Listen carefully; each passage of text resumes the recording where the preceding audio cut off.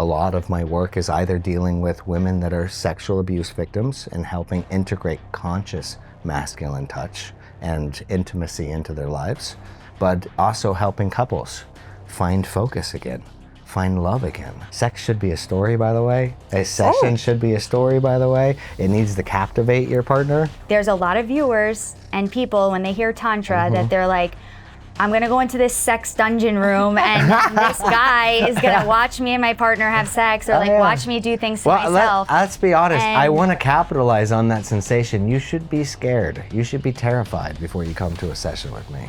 So Tantra teaches us that. Tantra teaches us that the secret to feeling like you're in heaven slowing down is slowing down and paying attention to the life that you're given. You don't need to wait until you die to reach heaven.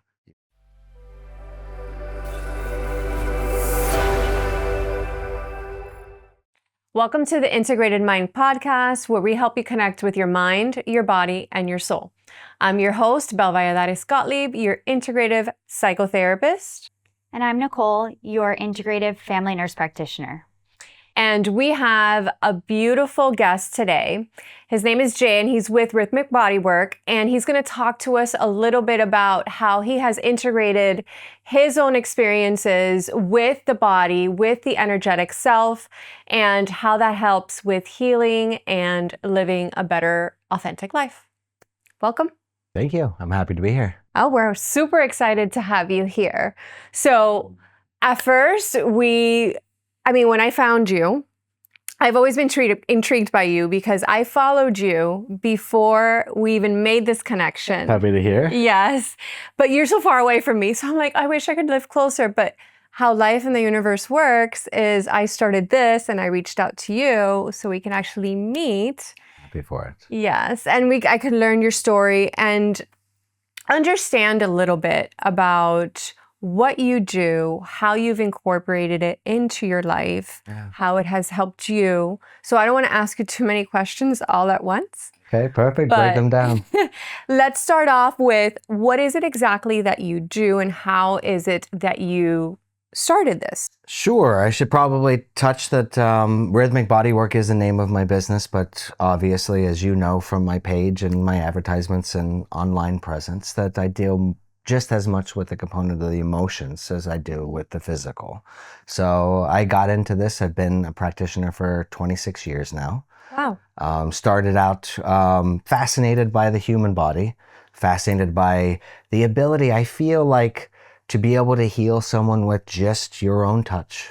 Just your own capabilities is the closest thing to a miracle that a human could ever experience. So the desire to be able to fix somebody magically with just my fingertips, as a young child that felt broke on the inside, that seemed like the most rewarding job that I could possibly get into. So I started with bodywork. I started with Hawaiian Lomi Lomi, and it really inspired me because it's a holistic therapy that is very body integrated, but because it's like designed for like the big buff Hawaiian warrior spirit, I thought, if it's something designed to like rebuild mana, which is like the Hawaiian word for like chi or ki, like that inner force energy, but also like thoroughly work like somebody of really big stature, I'm like, that'll work for anybody. Yeah, so trying to put everything on one side. Yeah, so I lucked out at the time. I was living in Hawaii, so they have a grant called the Kama'aina Grant, which means that the state pays for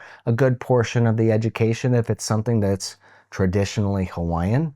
So one of the traditional Hawaiian arts, like learning how to make leis or learning how to hula dance or things of that nature, learning how to surf, because that's a Hawaiian art. So these things that are Hawaiian related to continue passing the tradition down, there's money set aside from the King's Grant that proliferates and helps with that. So I jumped right into it. I started out as a wrestler, and I had a wonderful coach that was like, listen, as part of our practices at the end of it, you're going to massage each other for 15 minutes. And it was very smart because what it does is, even though wrestling is an individual sport, it builds teamwork and camaraderie, but it builds grip strength, and it builds the desire to learn the functionality of the human body, how anatomy works.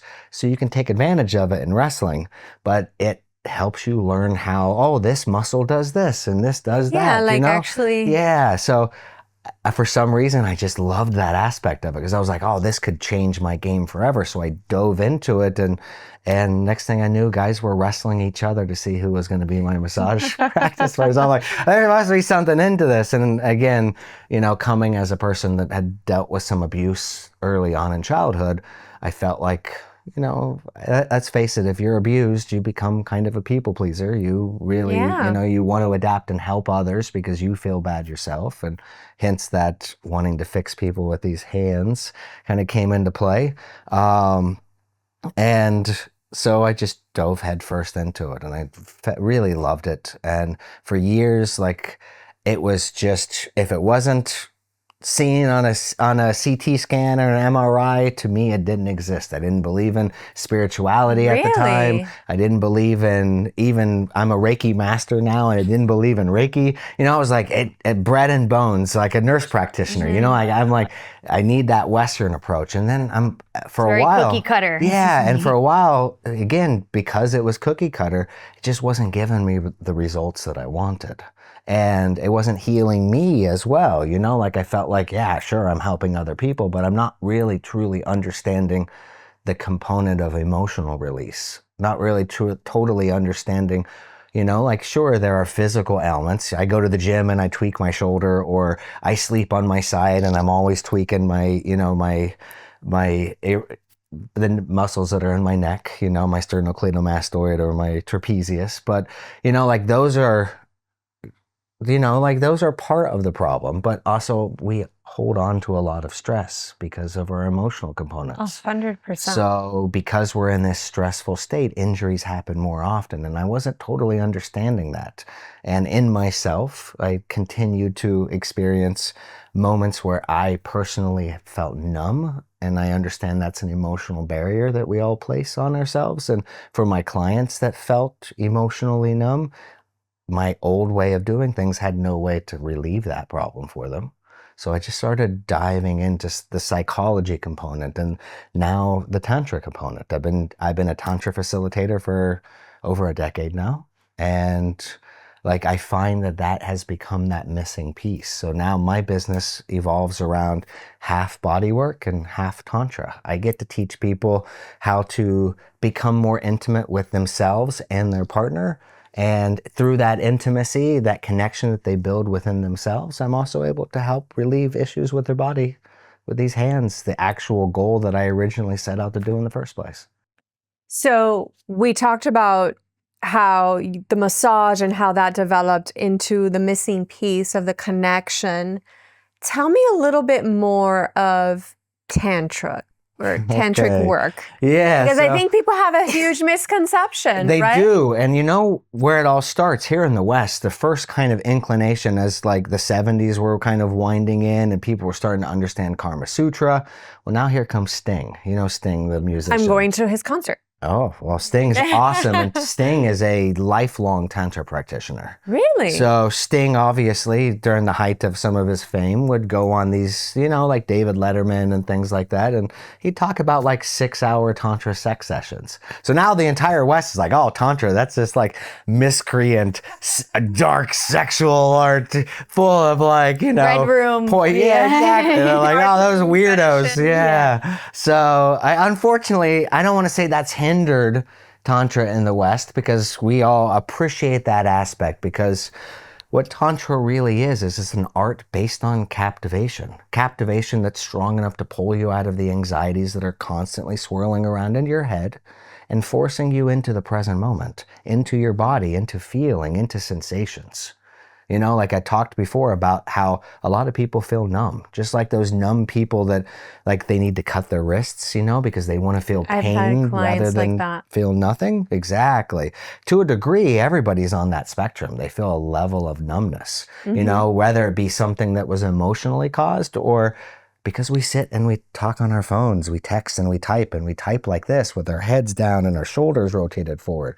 What does that do? That compresses these vital little ligaments that are in the neck that support and hold the vagus nerve.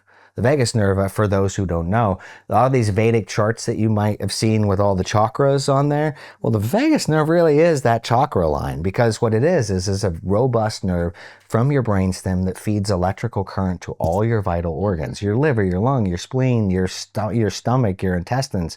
But for a woman, all the way down to her yoni, which, by the way, is a Sanskrit word for vulva or vagina, or for the prostate for men. So it really runs all the way down to your root chakra, to your house of sexual energy, to your And base. safety. Exactly. And back up again. So it feeds the electrical nutrients needed for all your vital organs, but it's also responsible for the touch feedback response from your body to your brain. It is that strong bond between brain and body. Yeah, 100%. Yeah, so Tantra teaches you a way that you can pull yourself out of your head bubble that we're constantly in. These are meat computers between our ears that constantly want to solve problems. So when you give that meat computer a problem, like a past event or expectations for the future, it's going to lock in and you're going to have anxiety just trying to freaking solve those nonstop 24/7.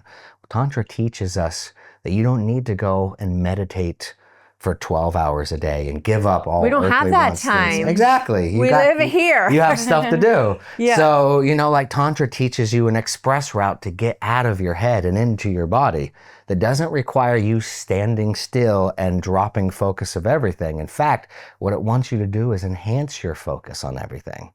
So I like to say that like we sit in this anxiety bubble where we're on autopilot. We're in our heads 24/7. We're driving from one place and we get to the destination. You don't really remember the drive. You've been in here the entire time. It's a program. Yeah. So you take a task like that's boring, like washing the dishes, and you're in your headspace. You're scrubbing away. Next thing you know, you're done with the dishes. It's a task. You don't enjoy it. But life is a precious gift. You shouldn't fill your life with things that you don't enjoy. You should fill your things with things that you have to do that you can find enjoyment with.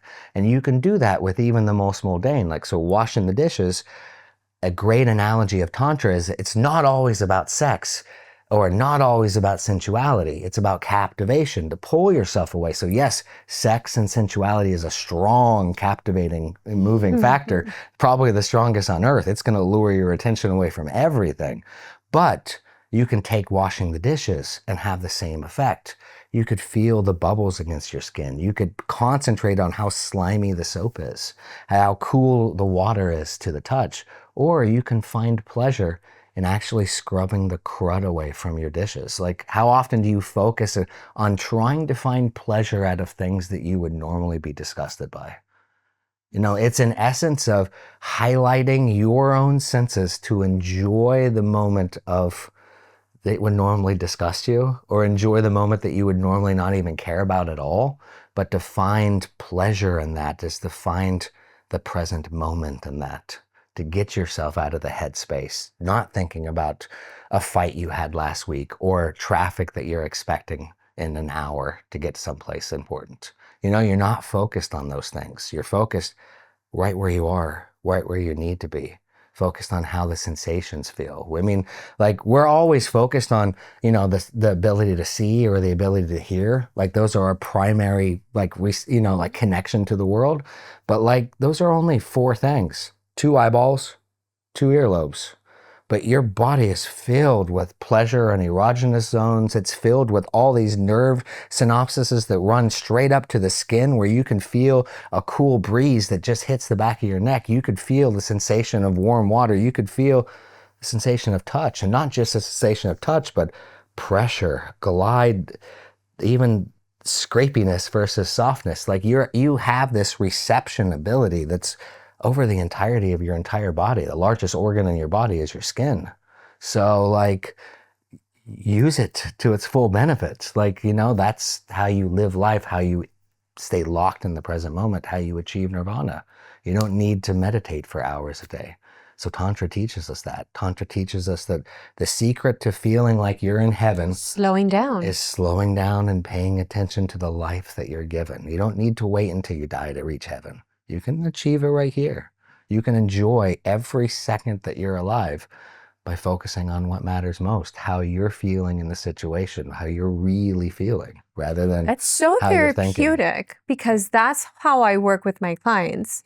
So obviously this is a little bit more of an everyday practicality, but when I'm with my clients and they're talking to me about something that we categorize, right? That we categorize as bad or unpleasant, I always say, I know that we see it at the moment as unpleasant, but there's always a nugget in there. Yeah.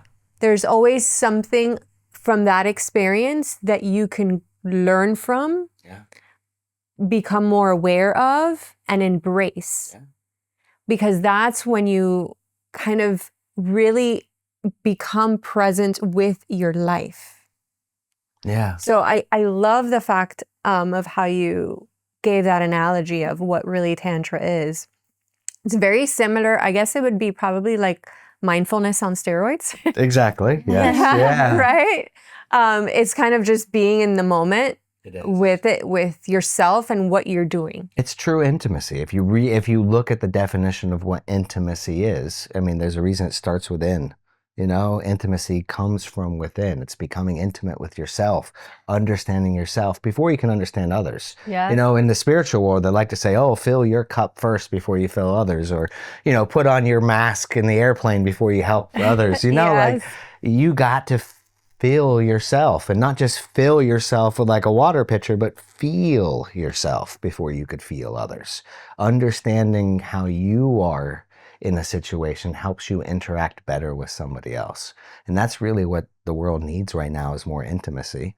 You know, even from in a relationship standpoint, a lot of my work is either dealing with women that are sexual abuse victims and helping integrate conscious masculine touch and intimacy into their lives, but also helping couples find focus again, find love again.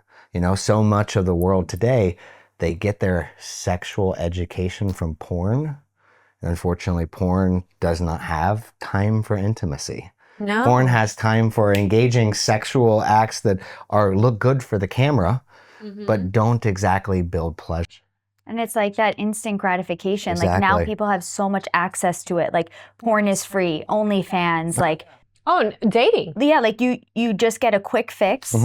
You know, whether people want to get to the end result, you know. Yeah, couples that just want to have a quickie, they just want to get to that end result. People just want to watch porn. They're not actually in the moment. Exactly. And from a chemical standpoint, what they're getting is just a quick dopamine fix. But what they're not getting is, we've got other neurotransmitters which are important for us to survive. Oxytocin is one of the most important ones. Oxytocin is this neurotransmitter that's released in abundance when a woman gives birth. It's the reason you go through. Chemical. Yeah, it's the bonding chemical that lovers feel when they embrace and cuddle after sex. Like, it's the reason why a woman can go through like 4-6 hours of labor and not want to reject the baby afterwards. It just caused her so much pain. It's that strong. It's the chemical that holds society together. It's our glue. And when you're having your sexual exchanges with your partner that are purely based on just the dopamine hit of the expression, and not having the connection with your partner, which is purely set up to help with the oxytocin, then obviously you're not going to have a strong match. I mean, the oxytocin is the chemical that your dog is feeling when you're petting it. Like, would you go to an animal shelter? We need touched. We need that chemical. Would you go to a shelter and let's say they've got 2 dogs and they're like, that one over there gets loved on every single day. All the kids run over there and pet it. It's great. That one over there, no one's ever touched. Like, at the end of the day, yeah, you want to be that kind, supportive one to the dog that's never been touched. But like, if you've got little kids and you realize, listen, safety matters. I don't know how that dog is going to be. I don't know if that dog is going to be hostile. I don't know if that dog is feral. I don't know, you know, like, you don't know because you realize that it's probably not going to be an emotionally sound dog because it's never touched. And that's how you paralleled it to sexual abuse. And that's how that helps. Yeah, so oxytocin is that wonder chemical that really helps support the central nervous system in that switchover from your sympathetic nervous system with that fight or flight response to your parasympathetic nervous system of rest, digest, and orgasm. It is the chemical change up that needs to happen into your body to fully surrender. And not a lot of couples really kind of appreciate that aspect of a sexual connection. No, and I think you brought up a good point when it comes to the couples, because obviously new relationships, right? All of these hormones, right? Oh, yeah. It's, your sex life is amazing. The girl gets dressed Sex up. anywhere, you go out, do it's anything. amazing. Everybody loves the honeymoon stage. Yes, Oh, yeah. right? But then after the honeymoon stage, it's kind of like, okay, we have intimacy, we have sex, but it's either trying to relive what the relationship was initially or trying to reach climax. Yeah, that's the goal. It's assisted masturbation. Let's put God, that's such a great way to say it. It becomes a task, just like washing those dishes. Now you can take the same washing the dishes analogy. Are you going to be stuck in your head the entire time while trying to get your assisted masturbation going and done? Or are you going to actually focus on scrubbing the crud off of those plates and actually spend time and focus on, like enveloping yourself with your partner? Like you can take sex and take it two different paths. You can make it a wonderful ceremony in which you connect with your partner to elevate you both to a brand new existence, or you can masturbate together. Like, I mean, come on now. If you got the choice between one or the other, why are you not choosing the better one? Of course. That's like a steak or a bologna sandwich. I'm sorry, a bologna sandwich is going to fill you up. You're not going to die of starvation. You can have this. Please you in the moment. Yeah, you can have You're this really hungry. quick dopamine fix of having this, like mutual masturbation sex, or you can fucking have a steak dinner. You could have, why are people choosing the bad choice? And I'm happy that I do this job because I help people realize that they deserve the better choice. They deserve to have that connection with their partner. They deserve to have that connection with themselves. A lot of people are dealing with emotional issues that become inescapable, even during sex. When I talked early on, I said, yeah, sensuality and sex are part of Tantra because it is the most captivating things that humans can engage in. And that's what we're dealing with is captivation. But, if you're having mutual masturbation sex, it's not going to captivate you. It's not going to pull you away from those anxieties. In fact, you're going to probably be stuck in your head through the entire process.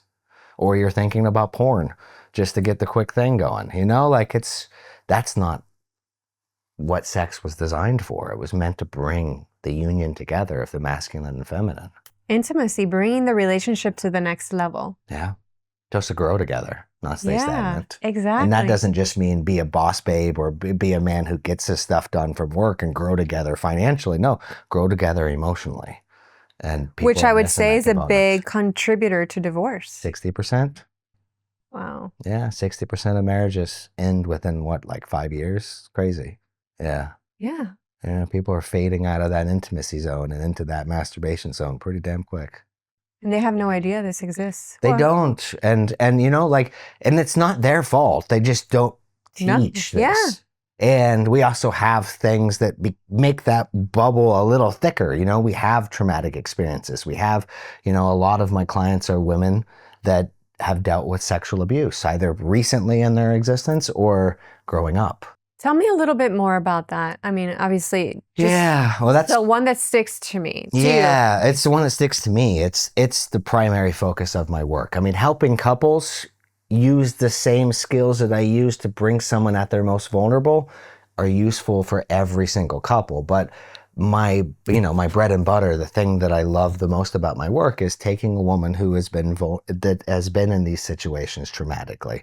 I myself, part of my own growth was dealing with the fact that, as a young boy, I was physically abused by a stepfather and put into foster care and sexually abused in the foster home. So I've dealt with physical abuse. I've dealt with sexual abuse. And my biggest fear in life throughout the time when I was in the Army, throughout my early, manhood years, if anybody had found out about that, it's like, oh, that's like a slant against my manhood. I had this shame that was bottled up, and that shame kept that trauma stuck in my head, and I couldn't get out of it. I would feel numb.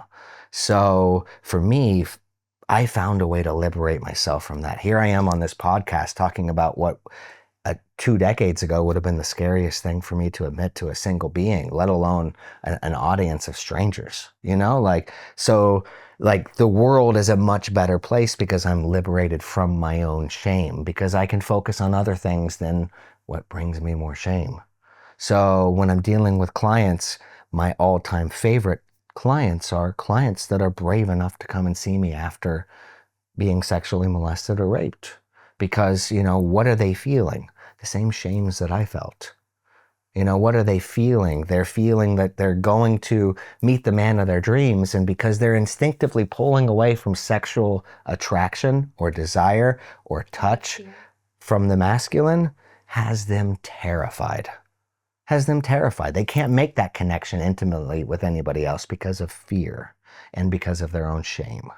So my sessions, with Tantra, like I take them at their most vulnerable, naked, alone in a stranger's home. Yeah. And turn it into a very liberating experience. We take the anxiety, that bottled up, like, oh shit, I'm walking off a ledge feeling when they arrive through my doors. We take that energy and we learn to bond together. A lot of Tantra is not just, I am a body worker and I do lay my hands on my clients, and it's a very large portion of what I do. But for these delicate cases, a lot of what I'm doing is sitting and talking. We're integrating, we're looking in each other's eyes, we're flowing through different activities that I do to help establish trust. I might put a blindfold on her, shake her up. Through the sound of the music, I'm leading her around the room where she can only not crash into things because of needing to feel safety and security from me. I do the same exercise with couples where directly after that, like surrender is facilitated on trust. Mm-hmm. Building that foundation of trust is super important for the feminine soul, especially to release control, to get out of her masculine and firmly placed into her feminine. Which is a big issue nowadays. And what is the opposite of that dynamic? For men, we need to feel confident. How do we build our confidence up? Like we need to feel appreciated. So I'll take that same exchange with the blindfolds where the man is leading the woman around, or me leading my client around, making her enveloped into trust and safety and security with me or with her partner if it's a couple. Then I'll have him with a mask on, and she'll start with words of appreciation at that slow, sensual kind of, whisper into his ear, and start building up the vibrancy of that and showcasing support and desire and trust and love, so the man really builds up his confidence. Because what we're dealing with in a lot of emotional exchanges or exchanges with my clients that are dealing with molestation and rape is, I need to set boundaries in which they can release control and surrender in. And for women, for guys, you need to be dominant. You need to be that rock, that solid rock that she can release on. So trust is super important. So we go through these activities to build that trust. We also need to heighten our sensation of feeling. So we'll take blindfolds and I'll put our hands behind our back, and through the sound of the music, start to sway and move, and it'll get a chance for us to get as close as we can to each other's skin without touching. So you heighten your desire to feel the partner's warmth, to feel their energy against your skin. Exactly. You're doing that thing where how you just kind of, as a kid, you put your hands here and slowly start to build it out, and you can feel your own energy, you could feel your own essence. So you're doing that with your partner. I can't think of anything more intimate than being there with your partner, and you're feeling each other's warmth, and you're moving and flowing, and it gives you a chance to, as a man, create the rhythm of the experience, to create the experience so she can release control. Now, a great tantric activity that anybody can do is take a salsa lesson. As a woman, take a salsa lesson from a very dominant masculine man. Why? Because he is going to have the utmost confidence. Confidence is going to make her feel safe and secure. Absolutely. So she can be whipped around like a little princess. You're not going to be thinking about your anxieties while you're twirling around like a princess. It puts us back into our instinctive self. Exactly. So the man to protect her. Exactly. And tapping into that feminine energy. Yes. So all these women need that. Exactly. Yeah. So all these little steps are building the foundation for that. It's allowing me, with my clients that are coming from abuse backgrounds, sexual abuse backgrounds, to first feel that connection through us talking and eye gazing, then to build that trust through the activities of shaking and leading them around. It's like the flirting of intimacy. Yeah, exactly. Like you're just giving them like a little. Yeah, so it's like baby steps, step by step. So I'm building up the connection, then I'm building up the safety, then I'm building up the ability to heighten your sensation of feeling somebody close to you. I'm bridging myself in to what it should be the most scariest situation they can be in, to one in which they feel completely relaxed to let go. You know, even when I get them on my table, I'm starting with feathers and these little fur mitts that I have. It's almost like foreplay before a session. I do this with my regular bodywork clients as well, because it's foreplay for a massage. It is not me just coming at you with my energy. And by the way, when I'm giving a session, once I make connection with somebody, I never let go the entire time. It could be a 3-hour session. My eyes are closed the entire time, but I'm always touching with my How do you hands. sustain yourself? Oh, I'm in the best shape of my life. Stamina's never been an issue. I'm a wrestler, so it's mind control and it's body control. I do like 6 sessions a day. I'm working from like the time I wake up to the time I go to sleep. So, Oh my God.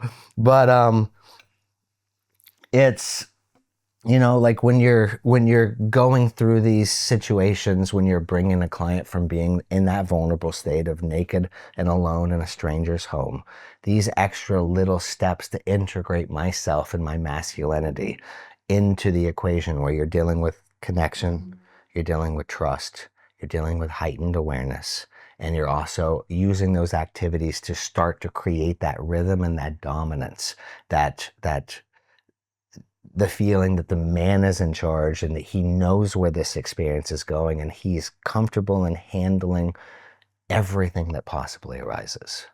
And so then I'll get them onto my table and I'll integrate even the touch step by step by step. You know, I start with a feather because it's impossible to ignore. Again, Tantra is about captivation. You want to captivate their attention. Can you ignore a feather going across your skin, especially around your neck? It's impossible. No matter how big and strong you are. I'll laugh. Exactly. It's going to captivate you and catch your attention. You know, these little fur gloves I have a similar feeling, but it allows me to grip and grab and tug, you know, so I'm adding extra layers into it even before touch even happens. So like, it's wonderful that you asked that, because like, you know, for a client that's in that anxiety bubble of dealing with sexual trauma, you know, like their biggest fear, like I said, is meeting the man of their dreams and scaring them away, because instinctively he goes to reach out and they pull back. Freaks, yeah. So it's about, you know, having a strategy to to baby step ourselves into that situation. So that way you take that anxious energy, and us overcoming that creates that first bonding experience, that first level of intimacy for us, because we've done this together, holding hands side by side. It's a form of desensitization to a certain point. Yeah. It's exposure, but you're doing it with such mindfulness and such presence that I think energetically is absorbed by the woman. Oh, obviously, yeah. And the entire step-by-step process is, what is it doing chemically to her? It's building up that oxytocin. Again, remember that chemical oxytocin dump that happens for pregnant women, how do you store that up? You store that up through body contact. You know, it's a pressure-sensitive neurotransmitter. So, you know, like it's one that only happens when you feel like your guard is down. So that's why lovers, when they embrace after sex, that's why it's flowing through their body. You're building up that battery with oxytocin. So throughout this entire process, you know, like she's feeling taken care of and supported and guided through the experience of something where she was anxious before. And it's slowly lifting her out of that. And as the man, you're providing that. So therefore, she's feeling that chemical discharge in her body. More oxytocin is building and building. Why? Because the intimacy of the moment is building and building and building. Intimacy doesn't mean sex. Intimacy is something completely different. And every aspect of that experience leading up to the touch is nothing but pure intimacy. It's helping her understand where she's at and who she's with. It's her feeling safe and secure with who she's with. It's her feeling a heightened sense of feeling, of being able to pull that warmth and that heat from that man into her existence that she feels will help flood her with the oxytocin. So it's like all these little interval steps that create a bonding experience that helps them forget about the trauma that they've experienced, because now it's been soothed over. Now they can get out of that anxiety bubble and really focus on the way they're feeling for the latter half of the session. It's amazing. Do those types of clients, the ones that have been abused sexually, how many sessions do they normally need, or is it one? Everyone is different. I mean, Okay. A lot of times it's one, at least initially to start off with. I like to consider myself a leap pad for a lot of people. I'm there for multiple sessions if needed. But I like to push people in the right direction of different places they need to go to, because again, self-growth is a lifelong experience. It's not a one and done sort of situation. And just like you guys are talking about with the podcast, there are various different stepping stones out there that you can utilize, that you can pull for a little bit from this and a little bit from that. Like I could go to Kundalini activation and learn how to become integrated with myself and discharge some energy, or I could go to a therapy session and talk out every little anxiety that I've been issuing with, or I can go to this hypnotherapist. Like there are different tools that you can use. There's a wide variety in the toolbox that we all have in our smartphones. I want people to use this as that initial step that they need to take, because it is this first step is the scary step. Yes. But then I'll guide them towards other little therapies as well. A lot of them do come back, but I prefer the ones that are like, let me get you to where you need to go. Let me get you comfortable into your own skin and your own body. And then try some of these out and see how they integrate into your personality and into your lifestyle. So salsa dancing, again, I mention it a lot. Salsa dancing is a great activity that you would not think is therapeutic, but it is strongly therapeutic for the feminine soul. It's strongly therapeutic for the masculine too, because being confident in your moves, like dancing and sex, they work hand in hand. Being confident in body movement and functionality and controlling a situation and developing a story. Sex should be a story, by the way. A session should be a story, by the way. It needs to captivate your partner. So you need to be able to be expressive and tell a story with your body motions and movements. So for any man, it's very important to take some salsa or bachata lessons. Learn how to tell a story with your movements. But for a woman, learn how to listen to the story and follow along. Cooperation. That's my issue, though. Now I'm just going to confess. Okay. I like to take the lead. Yeah. I'm very controlling. But I'm aware of it. I'm aware of it. So how would, for a woman like me, right? Alpha female. I'm a very alpha female, even though you still need to be able to thrive. Every single relationship, when I talk about the polarity of masculine and feminine, where the man leads and the woman follows, like you can't do that 100%. Men out there need to shower their women. It doesn't need to be a 50-50 ratio, but you need to interject times where she can control the situation, where she can direct the experience, where she can orchestrate something in which she can show off and showcase her appreciation and love and desire. So that intimacy, it's a two-way street, and we're all duality in nature. So, we're a yin and a yang. You're feminine, so you still have a bit of masculine in you, and I'm masculine and I have a bit of feminine, and I need to flex both of those muscles. I need to find myself being put in situations where I can let go and release, surrender myself, where I can allow you to shine, and that also helps in the exchange for when I need you to pay attention and let me lead, because now you've gotten a chance to lead, so you know how important that is. So, having that equal flow back and forth, but it shouldn't be you leading all the time. No, it's Even not. if you find desire. It used to be, I will say, it used to be, I've been a single mom. I was in a corporate life. Oh no, you've got all the proper recipe ingredients to be the dominant one, trust me. So. It's hard for me to relinquish control. And when you talked about safety, that is so essential for a woman. Yeah. A woman, it's the bedrock of your existence. You need safety. You desire absolutely. more than anything else on earth. I've channeled and really embraced my feminine energy because of the relationship that I'm in. Yeah. I mean, I've had a lot of relationships, but my marriage now is the most stable and I felt the most safety. Okay. Which is why it didn't happen initially, but which is why I came back to this beautiful field of helping others, because I've learned how to kind of calm myself down, Good. connect with myself, Good. understand myself to then help others. Yeah. It gives you more peace of mind too, understanding that you don't need to be in charge all the time. Absolutely. Absolutely. I mean, it still comes out. Oh, I'm sure it does. I'm sure it does. My husband could say that, but you're right. I let him shine when he needs to shine. Yeah. And Important. understanding that balance. And that's, I love that. I love that. I'm glad you do. So in a nutshell, that's what I do. I get to help people in every facet that come through my doors, whether it be, physical elements of just being tweaked, and in a surprising way. Again, I do a lot of work when what I call haptic hypnosis. Tell me a little bit more of that, because I do clinical hypnosis. Okay, perfect. So mine is a little bit different. Mine is helping people get to the root of the idea about themselves that is not necessarily true, back when they were like teenagers or kids or whatever. And then we process that. But tell me a little bit more about So haptic hypnosis is similar in an aspect that you're causing a state of tonic immobility. You're shifting somebody's brain pattern.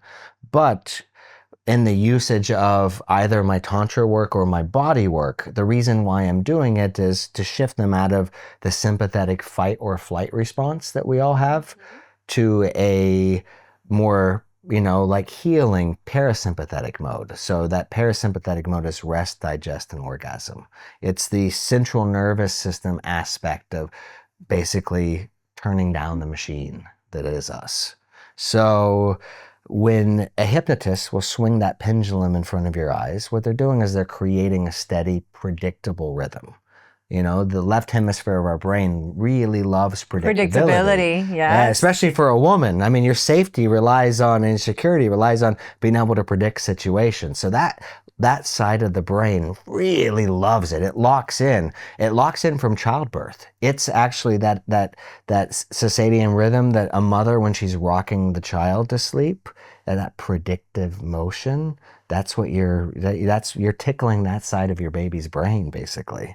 So it's through that motion that captivates the hemisphere. But any hypnotist will create a distracting element. A lot of times they'll grab the hand and they'll tug on the hand, or they might snap their fingers, or they might, they'll catch your right hemisphere of the brain's attention, which loves spontaneity and creativity.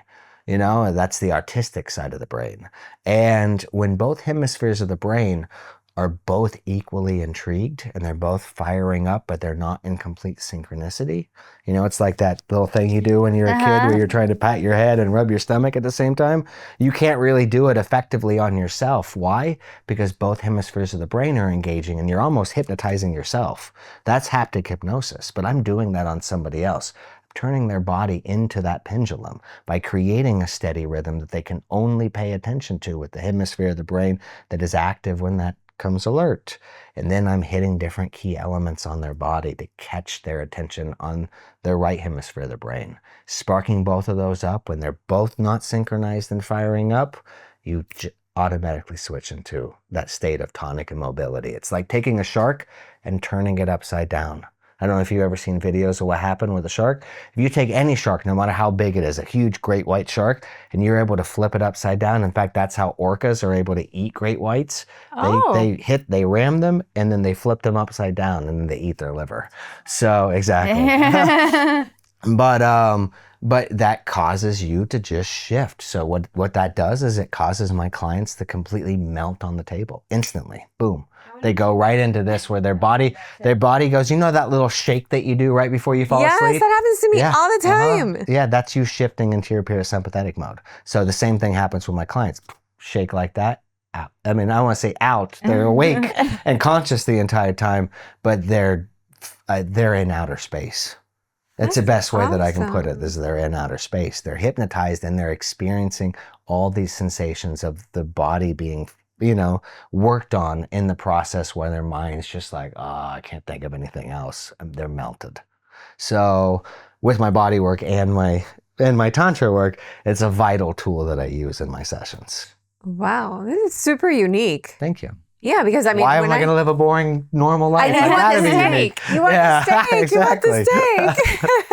So. I love that. So, I mean, I don't know if Nicole, I don't know if you want to ask anything specific, because I could ask him 30 million questions. I have a few questions that I want to ask. So, I kind of want to get into the details a little bit of the session. Yeah. And I want to ask, questions that our viewers at home that are going to watch this that the gloves they want to are off. know. You can ask anything at all. I'm a shame-free individual. I'm happy to express it. Yeah. So I want to get into what, breaking down the stigma and really understanding like what goes on in the session, because I think there's a lot of viewers and people when they hear Tantra that they're like, I'm going to go into this sex dungeon room and this guy is going to watch me and my partner have sex, or watch me do things to myself. Let's be honest. I want to capitalize on that sensation. You should be scared. You should be terrified before you come to a session with me. You should think the worst. Yeah. Because we can capitalize on that energy. But with that said, I'll divulge any secrets that I need to. But you should think that it's going to be this dangerous, risky thing. Yeah. Because, there are benefits of that energy walking through the door. Because you're going to find out it's not near as scary. But I want to know, you kind of delved into it a little bit more with touching on all the senses and really building up that intimacy with your partner with whether it's words of affirmation or just sexy things that you're telling them in their ears, building up that touch, that soft touch, build up of desire and intimacy. So I'm really happy that you've been able to share that with us to break it down, because I know that there's people that are like, oh my God, we're going to go into this room. It's going to be this whole Karma Sutra thing, and he's going to teach me all these sex positions. Whips and chains. So I guess, how would you recommend a male or a female inviting their partner to want to do a session with you? How does one come across to their partner to invite them on that journey? Good question. To be honest, a lot of my sessions are actually booked by husbands or boyfriends for their spouse. I think that's so amazing, because I would actually think it would be the opposite. Me too. A couples therapist. Usually it's the female that's like, hey, I really want to save this marriage. Let's try to do this. Primarily it's the men. I gotta say, a lot of times, the men are finding failure to connect with their spouse. They're noticing right away that the intimacy is leaving their relationship.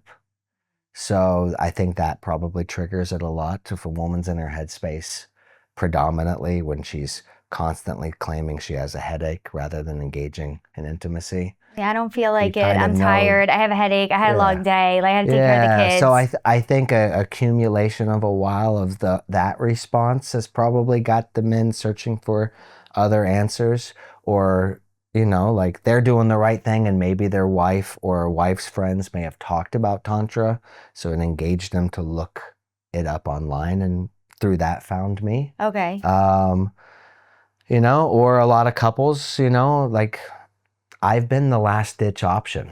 My sessions have been the last ditch option before divorce. More than a handful of times. Yeah. I just got back last month. I went to Sedona, worked at a very beautiful ceremony. I even brought in another Tantra practitioner, lovely woman from Tulum. And so we went out there and had a ceremony for a couple that had, the rigors of their existence, of their life. They have a child that is almost an adult now, but has severe autism and the extra strain and responsibility of caring for their son that they both love. Just really made that the focus of their relationship rather than the intimacy, the focus of their relationship. And they were pretty much on their way out the door from one another. So, for them, and this was him reaching out to me, a man wants his wife's love. A man wants his wife to be able to focus on him and desire him. So for a lot of men, they might have tried every other option. Tantra seems to be the one that they feel like is that missing component. For each individual one, I can't say what sparked it. It's a plethora of different things. But if you've been in a partnership for a while and trauma is the thing that continues to be that nagging issue between her getting out of her head and focusing on you, well, if you're a good man, you're going to try to figure out a creative solution around that. You want her to be happy. You want her to be out of her anxiety bubble. And women are amazing multitaskers. They've got more gray brain matter, meaning that you have the ability to work on multiple things. Us men, we're focused beasts. We're great at give us one task and let us do that one thing. That's why we have children. Yeah. So, when you're great at multitasking, also means that you're great at doing normal things and focusing on the things that are bothering you in your head, both at the same time, flawlessly. I never thought about it that way, but that's very true. Yeah. And I feel like, we touched a little bit on this before, but, like the instant gratification of people having so much easy access to like porn and what sex is, what it looks like now. Like sex is very different now. Like it's so, like you have like, everybody's in this fake looking and then like aggressive sex, rough sex, like all these different types of instant gratification, quick sex and those are good. Quick sex is great for the soul. The rough sex is great for the soul too, but what they don't show is all the buildup necessary to even get to that point. Right, especially for a woman. Yeah, it's just really taking away the intimacy portion of it and the connection. It's like that end result that you were talking about, and that can also skew and mislead relationships when men are so like watching porn and that aren't so physically sexually active with another couple, and then they're trying to be intimate with their partner, and now they're doing everything because it's how it looks on porn. That we're getting so far taken away from that core intimacy. Being present with yourself. Being present. And I think it's beautiful what you do and what you have to offer. I've seen other tantric events that are more group sessions. And I do those. I teach group sessions. I just had an event at the Standard the other night, a men's event. I just was up in New York doing, an event to garner investors for some big retreats that we're having in Europe, in Milan and in Saint-Tropez. So the group events are amazing. But what does a group men's tantra event look like? That I want to know about. Teaching the skills, teaching the... Is it like the confidence? Teaching the confidence, teaching the skills necessary for leading an experience. Basically shifting people's ideas of what the game plan should be when it comes to building intimacy. For men, we love to strategize. Yes, you can go off the cuff. You should be in an intimate exchange, going off the cuff and, rolling with the flow of the motion of the event. But you should also have some strategy of if you're going to captivate someone's attention, you need a game plan. Like the storytelling that you mentioned? Exactly, storytelling. So touch, that exchange, that intimacy should tell a story. You shouldn't even need to say a single word. Can you give me a little example? I'm a little bit... I want to know about this whole storytelling. Like, how would a man do that? A man would do that by, testing, not only making the experience more than just touch.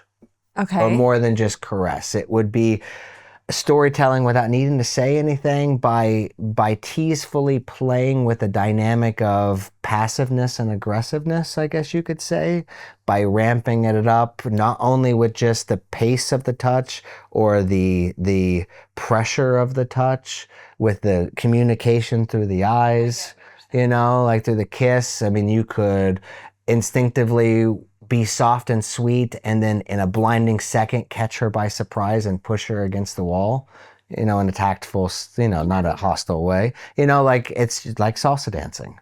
Imagine every sensual exchange that you have with your partner is as passionate as a salsa dance, where they don't need to say anything, but you see professional dancers, they are telling like a the story with their chemistry. body. Yeah. Like developing that chemistry. Exactly. So for a Tantra men's event, teaching men to embolden themselves into that. They need to be the matador, playing with a bull, like lure her on. Like the best way to have mind-blowing sex and connection that facilitates that is, to create that experience for your woman in which she's able to let go and pull you in.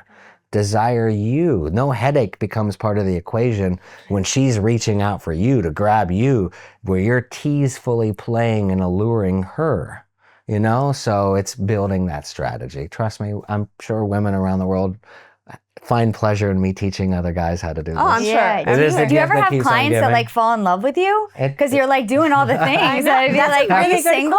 That's a good question. I mean, given what I do for a living, there is that, I like to think, an emotional barrier there. Sometimes lines do cross. I do get clients that are a little overly eager to, Or do you have like people that have orgasms on your table? Yeah. Oh, usually it's. I mean, I teach workshops. I told you I was getting into it. I teach workshops on orgasms. So Okay. yeah, I mean, most of the time they're having like 30 or 40 of them. Wow. What? Yeah. Oh my gosh. Yeah. So what I do in my Tantra sessions, again, it's about re-establishing that safety barrier, getting them into their body and getting them to fully embrace every sensation that they're feeling. And the entire body is an erogenous zone. It's not just, the vulva. It's not just the clitoris or the G-spot or the cervix. We have so many nerve You endings. have so many nerve endings. I can make a woman orgasm through her armpit or through her neck. I've got video footage, or not footage, but I've got clients talking about experiencing those powerful sensations, climaxing sensations from me touching their foot. Again, the armpit, I love, because no one thinks they can orgasm by being touching their armpit. But yeah, so part of it, some of my more, I don't want to say extreme cases, but a lot of my sessions involve you really enveloping yourself in all of your emotions. So I'll take a client where I'll emotionally break them, where they need that powerful reset. This especially is true for women that are often just forced to be into their masculine. So I'll create that essence of dominance, of guiding the experience through it, and I'll overwhelm the brain, where I can just, as I release this vagus nerve in their neck, and now they've got a 100% brain-body connection between their yoni and their brain, to where they don't have that stress that's squeezing the tendons that are squeezing the nerve. When they can feel their body in its full vibrancy, I take advantage of that. And what I do is I start chaining those orgasms one after the next, after the next, after the next, until it comes crashing down on them. So I could take an interval, a block of 20 orgasms rapid fire in succession in a row. And I'm not meaning that I'm doing this in some sort of dirty sexual way. I'm utilizing the body. I'm playing her like a guitar. I've put all of my energy into making sure that I create the experience that I create. So in doing so, I will rapid fire those orgasms. And all this is not just speculation. I've done this in front of big live audiences before, where I'll be wearing a blindfold while I'm doing it, and going through that, where the woman just breaks down hysterically. I'm talking snot coming out of the nose, full on tears, breakdown, like a mental crash, in which she revives from it as I'm supporting and holding and hugging and re-embracing her in that oxytocin So cathartic discharge. too. Yeah. Like some of the most beautiful experiences of my life, like at this particular workshop, was having an audience completely around me. I've got a mirror behind me. I'm going through that process. There's like 60 people out there, and a film crew is there filming for a documentary thing for Netflix. And I lift up my eye mask and everybody's in tears. She's in tears. She just revived herself, snot coming down. Like I'm talking like a full on, like your mom just died, crash tears, like a hysterical, to being revived and being swaddled and held and rocked. So that way she's feeling the vibration of my energy, the warmth of me, the support from me. Which we all need. Exactly. And that oxytocin discharge is happening at the same time. So it's like, I mean, like it was the most beautiful thing I'd ever witnessed. I literally lifted the blindfold up and people were sobbing all around me. Let me ask you a question, because when you start talking about that, obviously my psychologist brain starts going crazy.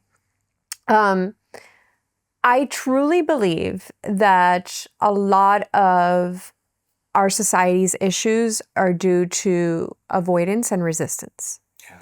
And we pack our days, right, or we have this phone that we're constantly on, or we make ourselves overly busy, and we don't really get to experience ourselves. So when you talk about that, when you say that how all these, well, not all these, but those people that you were working with in that workshop, that they just collapse with emotion. Yeah. It's from my point of view, and correct me if I'm wrong, is that they're actually present. They are, yeah. I mean, again, Tantra is about captivating, and you can captivate yourself in so many different ways through so many different things. I guaranteed nobody was in their headspace. 60 people in attendance, film crew. For a woman think about it. You go from what I would consider the most vulnerable place, which is naked and alone, up face down in a stranger's home, to now add the element of needing to do all of this in front of a live audience and a film crew, and be able to achieve that level of surrender to even have one orgasm, let alone like 30 in a 2-minute block, till you just crumble and explode, basically. So like it was you're taking someone from the most vulnerable position they could possibly be in, and you completely rock their world. Like there's that level of connection with themselves that they have at that moment, and everybody watching, I guarantee, we're not thinking of anything else than what the fuck am I watching? Like, I mean, yeah, is this real? I know. So, and be it, I'm gonna do that to my wife. Exactly. And be it that is the very end of that particular workshop. So preceding it was me demonstrating and teaching them step by step how haptic hypnosis works.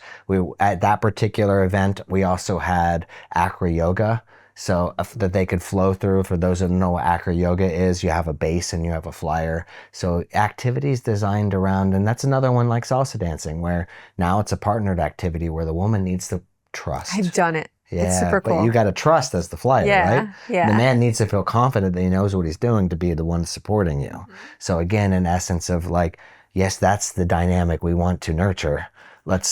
So we put that at the beginning. So like, yeah, step by step, they learn that the importance of that dominance and surrender. They learn the moves that I'm doing while they're up there. And then at the very end, they got to see it in action and see what it's truly capable of. And at some degree, that's the far end of the spectrum. Like, I don't expect every single husband to be doing exactly that to their wives. That's a mind-blowing experience, but elements of that will bring them together. It only will enhance the relationship that they have with themselves and with their partner. So for people at home that maybe don't have access to you, or maybe don't have the funds to come and see you, is there any tools or tips that you can give to build that intimacy within yourself and with your partner? Just something basic that people can start with? Again, find activities, work on yourself first. Again, you need to fill your own cup before you fill it with your partner. But develop a game plan that, hey, listen, our strategy when we connect sexually is going to be about slowing things down. The sex will be the end result, but let's drag out the foreplay and build this pre-foreplay where we work on building that level of connection and desire with ourselves and with each other before we even start to touch each other, before we even let that touch lead to sex. Like drag that process out. When guys, they're like, women often complaining that guys, they're very short-lived in the sexual experience for a lot of, guys out there. Well, like if if you have a guy that can't last super long in the sex, drag out the first part first. That's the most important part of the sexual exchange anyway. Build up that connection. And activities that people can do elsewhere. I know I mentioned it. Salsa dancing. Salsa dancing. Activities that, for a woman, something that allows you to flex your creative muscle. Pottery or painting or something of that nature where you get to be feminine and flowy, but really anything that you can do that really will captivate your attention so you're not just thinking about your problems. But salsa dancing, number one, hands down number one. For men, we have to work on our focus. We need to stay out of our anxiety bubbles. We have the same issues. How do we do it? We need something we can really focus on. Archery works really good for that. Really? Because again, women are great at multitasking, but where men really excel is pinpoint accuracy. I mean, like being able to focus on just one tiny task is our tunnel vision aspect to getting out of our anxiety zone. So that's through that focus, and archery really does that. It's a wholesome activity that any man can do. It helps build up his confidence, but I also encourage him to take some salsa lessons too. Like he needs to get dominant because again, dancing equates to sex in so many ways. It's not just body movement, but it's the ability to tell a story with your body. It's the ability to understand how confidence truly works in alluring your partner. Like a lot of men fail to realize that what she desires most is confidence in her man, no matter what he's doing.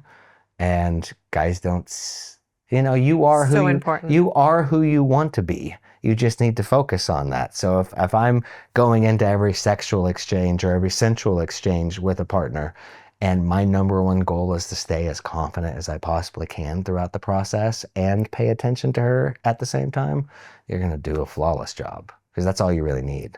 You need to be confident and you need to pay attention.